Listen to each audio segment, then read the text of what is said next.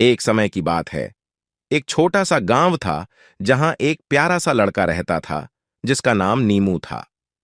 नीमू बहुत ही जिज्ञासु और साहसी था। एक दिन जब वह जंगल में खेल रहा था, उसने एक चमचमाती हुई छोटी सी बोतल पाई। उत्सुकतावश उसने बोतल को खोला और उसमें से एक जादुई जिन्न प्रकट हुआ। जिन्न ने नीमू से कहा, धन्यवाद नीमू, तुमने मुझे आजाद किया। बदले में मैं तुम्हारी 3 इच्छाएं पूरी करूंगा।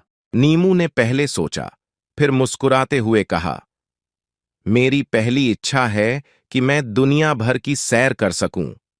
जिन्न ने अपने जादुई हाथ लहराए और नीमू के सामने एक सुंदर कालीन प्रकट हो गया।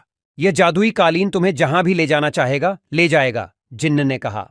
नीमू ने कालीन पर बैठते ही सोचा और कालीन हवा में उड़ने लगा।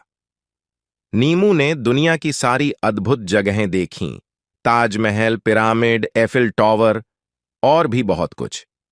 लेकिन थोड़ी देर बाद उसे अपने घर और दोस्तों की याद आने लगी। उसने जिन्न से दूसरी इच्छा के बारे में सोचा और कहा, मेरी दूसरी इच्छा है कि मेरे गांव में सब खुशहाल और सुखी रहें।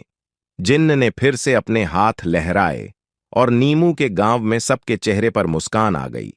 फसलें हरी भरी हो गईं और कोई भी भूखा या दुखी नहीं रहा। नीमू ने अपनी आखिरी इच्छा के बारे में सोचा और जिन्न से कहा, मेरी तीसरी और अंतिम इच्छा है कि तुम हमेशा मेरे दोस्त बने रहो। जिन्न ने मुस्कुराते हुए कहा, नीमू, तुम्हारी यह इच्छा मुझे बहुत पसंद आई।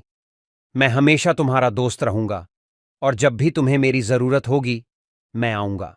इस तरह नीमू और जिन्न सदा के लिए अच्छे दोस्त बन गए। नीमू ने अपने जीवन में बहुत सारी अद्भुत यात्राएं कीं और अपने गांव में खुशहाली बनाए रखी, और वे सब खुशी खुशी रहने लगे और कहानी यहीं समाप्त होती है।